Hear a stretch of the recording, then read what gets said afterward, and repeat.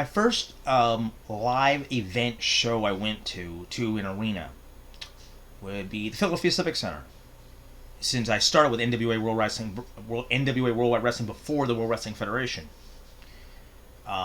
Since I started with NWA back in January, I did not pick up. It was 2 more months to pick up WWF, but WWF was at the Spectrum, and I was only maybe 15, 16 years old. Don't want to bring up this argument how I was not allowed to go to the Spectrum by myself, and I'm 15, 16 years old. Don't want to get into that situation story.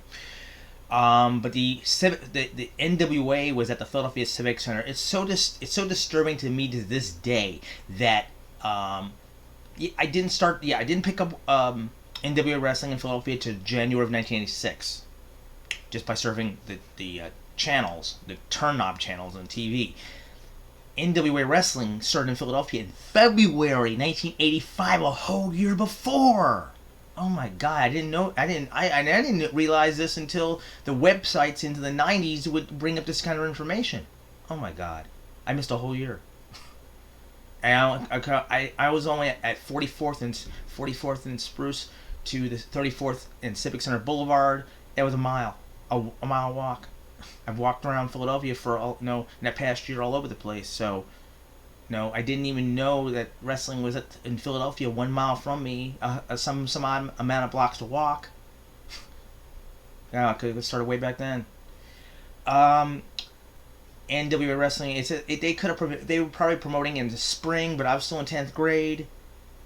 They were still promoting at promoting shows at the Philadelphia Civic Center. Maybe it didn't even dawn on me about the Philadelphia Civic Center. And the only thing about the Philadelphia Civic Center was the events the arena would hold. And you wouldn't young teenager, you couldn't, as treated like a kid, you couldn't go there walking all over Philadelphia by myself, but I couldn't go to a show at nighttime by myself. Don't want to get into that argument. That's that situation. But it was in the summer. Maybe it was because of school nights, or it was wrestling was on a weekend. But came the summer of 1986, and the next show would be at the Philadelphia Civic Center that I would go to would be August 16th, 1986. And why I got attracted to this show, lack of a better word, this show in particular, how I learned about this show was the Andersons. Ole and Anderson had attacked the Rock and Roll Express in the studio. The Rock and Roll Express were being interviewed, and Andersons came out of nowhere and attacked them. Ricky and Robert fought them off. I know they're in a long time feud with the Midnight Express since they lost the belts back in February. I didn't even know about that part when they had lost. When the Rock and Roll Express were trying to get the titles back. And I didn't know about that part, that they had lost the belts to Midnight Express. Remember, but I started in January, but I did not know about the superstars on the Superstation when they had lost the titles to the Midnight Express. And I just recently did a video covering the February 1986 a look back in timeline. It was the Rock and Roll Express fought off the Andersons. Ricky Morton said something so specifically. And maybe it'd been the Philadelphia promo for it. I don't know. He said, "Come Philadelphia." I'm so sure about this. He said, "Come Philadelphia." And they had also a promotion for the August 16th show, which I found. I was able to find a clip of it on YouTube. "Come Philadelphia, we will be the next NWA World Tag Team Champions." That got my attention.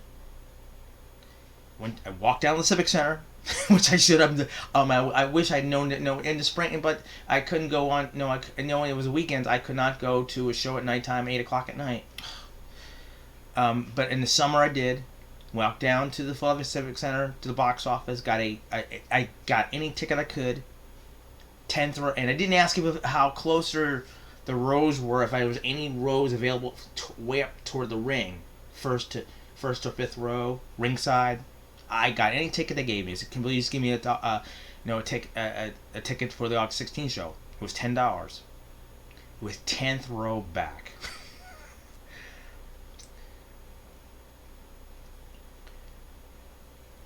But I'm going to talk about that night.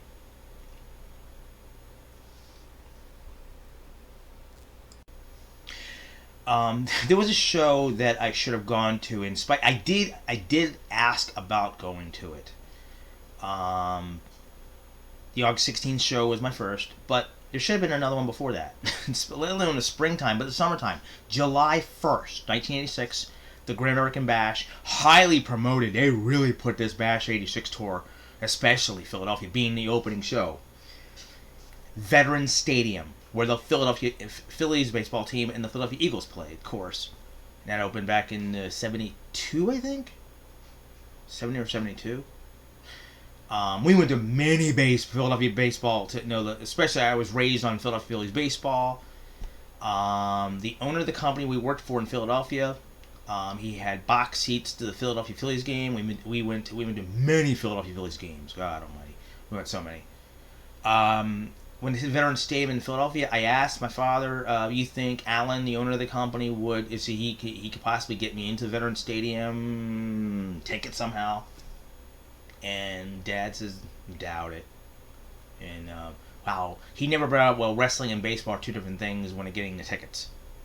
And it was so disappointing that I didn't go to that veteran.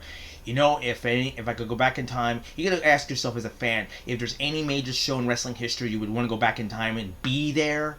It's July 1st, 1986, Veterans Stadium, the Great American Bash. I'm waiting for the WWE Network to release that video, since they just released Greensboro and the Charlotte full shows.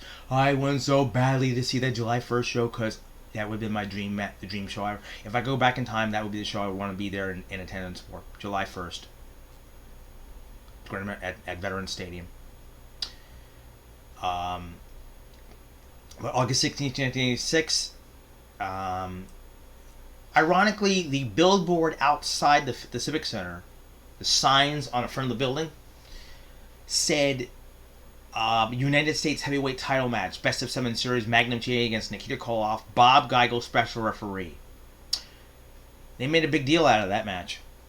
And it was, and the rest of the matches of the night were so, cool, like, for the time period, but it was, now looking back, boring. Oh my God, it was boring.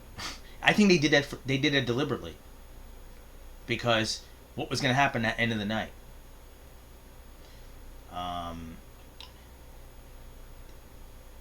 It was supposed to be Magnum TA and Nikita Koloff to finish their Best of 7 Series matches off. I didn't know they had another match, I believe Richmond, Virginia, or someplace, where it was 2 matches that would end in a draw. The match in the Civic Center, August 16, 1986, between Magnum TA and Nikita Koloff for the vacant U.S. title, they were tied 3-3. It was supposed to be the finish, and it ended up in a double countout. Bob Geigel, NWA president, being a special referee, had counted them out. Oh my God, the Civic Center booed. They hated Bob Geigel to the point of, because he stripped Magnum, reprimanded him for unbecoming a champion, and that's a whole different story about the contract signing. His mother was involved, whatever. My God, the Civic Center booed that match. It was not the last match, even though the billboard said that's the main event. 2 out of 3 falls for the NWA World Tag Team title, the Midnight Express and the Rock and Roll Express. It was anytime you watch Rock and Roll Express and Midnight Express, great match. Never boring, just like a Tito Santana Greg Valentine match. So enjoyable to watch. A Ric Flair Dusty Rhodes match. So enjoyable to watch. It's so enjoyable to watch. It doesn't matter if you can watch them 100 times, 1,000 times. It's entertaining. They are working. They're worth your time. 1 minute or 60 minutes.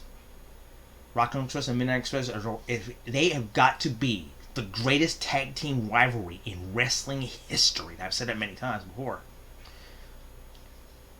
Your concern is, you don't think, okay, it's not on TV. And you learn very quickly, that title changes when TV wrestling became a big deal in the 80s, that they want you to go to the house shows, let alone the big shows, or pay-per-views, in which that's in its infant stages, the pay-per-views. The house shows were so many countless title changes. And you wouldn't think that the a show like that, by just by chance, you never know when a title change is going to play, especially in a house show. So you would think the Magnum TA and Nikita Koloff match might possibly be okay. Hopefully, Magnum's going to get the U.S. title back. You don't want that Russian getting the title, winning the title. And you learn Nikita Koloff was one of the best-selling Russians in history, and many people look at him and he was so green, such a green wrestler. But his wrestling gimmick sell, you didn't know he wasn't a real Russian. But it ended in a double count, a draw, as historical records claim. But the Rock and Roll Express Midnight Express match, I'll never forget that one. And it took so many years for to find a videotape of the WTBS showed the last fall. As many house show matches, they would show the final fall, last fall, or the 2 out of 3 fall match of so many title matches throughout history. They only show the final fall. When each had scored 1 fall apiece, the final fall was shown. And it took me until 1993 at the ECW Arena, where our video had a kiosk stand, and I asked him, did they have possibly the Rock and Roll Express Midnight Express from the Civic Center. He had the TV taping, but I had to order his catalog and to see this match. But the TV taping of that was on WTBS Studio and I didn't have cable yet in 1986, so I wouldn't be able to see that TBS. NWA Worldwide Wrestling would show this match, the same taping of the final fall, the last fall of this 2 out of 3 falls match between the teams. I don't know. Somehow I missed the NWA Worldwide Wrestling episode of that. I don't know how I missed it. But the week after the August 16th show was August 23rd, and you can find this on YouTube, that the Midnight Express brought in as the introduction of the NWA Worldwide Wrestling episode. Then as the intro of Worldwide Wrestling had ended, Rock and Roll Express came in, and holy cow, it was the Charlotte Coliseum. I did not know it would be a day later taping. They flew. They must have drove or flew down from Philadelphia down to Charlotte the next day for this TV taping against Midnight Express. And Ricky and Robert could barely get through the fans. They said they were called rock stars. Wow. Yeah, they lived up to their name, Rock and Roll Express, and the fans were, oh my God, this is my hands. The fans, they could not, they had to push and crawl their way through the fans to get to the ring. The fans went berserk because all of a sudden, they love the Rock and Roll Express's theme song, Rock and Roll is King. But when they hit the ring with the title belts, holy cow, did they shock the arena at Charlotte, the Coliseum. David Crockett says, and look, we have the new World Tag Team Champions. August 16th, 1986. When I finally was able to see the full show that was taped apparently by Jim Cornette, and he put it on DVD, Midnight Express Rarities, he called it. And I got it from a friend of mine, this DVD. And I saw the full show. Jim Cornette says, we beat their brains in for 30 solid minutes. And this is the TBS taping. When they show the final fall, Jim Cornette's a tirade of, we beat their brains out for 30 solid minutes. The match is only 24 minutes. Sorry, Cornette. They kicked your asses for 24 minutes. They got 1 fall on Robert Gibson, the second fall. Ricky Morton got dumped out of the ring. He does a sunset flip over Dennis Condrey. 1, 2. The next thing I know, and I'm 10th row back, everybody jumps up on their chairs. They blew the roof off that place. No one expected a 3 count. And I yelled, what happened? Is they won the titles? My golly cow! And I was able to poke over. One person was sitting in front of me. I could see Ricky went with the belts. Oh my God, the Rock and Roll Express won the titles back. I was a lifetime fan. Forever. I saw a title change. You see him on TV a lot. You didn't know the chances of seeing a title change at a house show.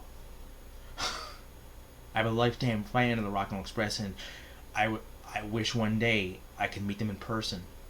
because I selfishly consider one of their biggest fans. I followed them for life. I created a very small website later on in the 90s, and I made contact with Robert Gibson. Stephen Faust was able to meet Ricky and Robert at some show, an autograph show, and I typed out a letter, emailed it to Stephen that I couldn't, I'm not a long distance driver, I couldn't meet them there. Please sign this magazine for me.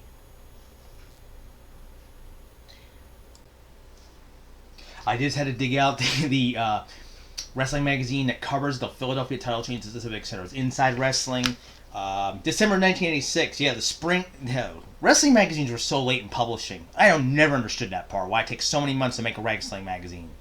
Bill Apter, please, or somebody, please explain that to me. Why it takes so many months to make a wrestling magazine.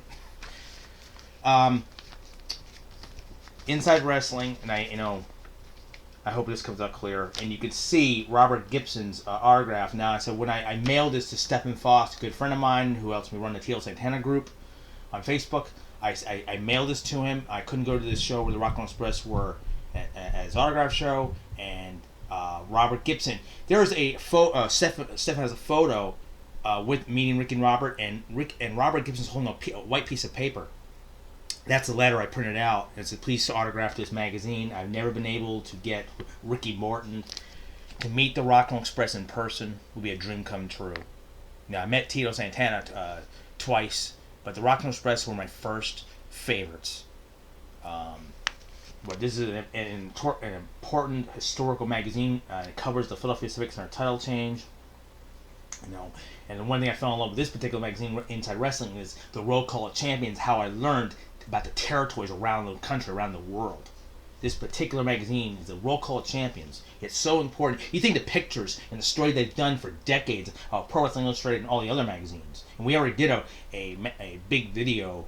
My neighbor and I have done a video about covering wrestling magazine history. But this is a very special magazine for me. The Rockland Express. You can see the photos taken. I think this photo would have been taken right at the Civic Center. You can see how they're sweating, they're tired, they just got done the match. I'm thinking this is probably I would assume this is taken at the Philadelphia Civic Center the night they won the titles back. I want to say something honestly about though. I'm not a fan of these two title belts. The big eagle standing up. I like the NWA World Tag Team titles that were in 1987. I like them better. So I wanted to bring that wrestling magazine out about that. That was my very first show, August 16th, 1986. I wish I'd gone to the July 1st show, and I did not continue to go to 1986 shows. And I went to, and I already did. I'd already done a video during the Great American Bash. I covered in a review at '87, and I went to the Great American Bash '87 show on tour. But this is my initial, my first initial live show, August 16, 1986, at the Philadelphia Civic Center.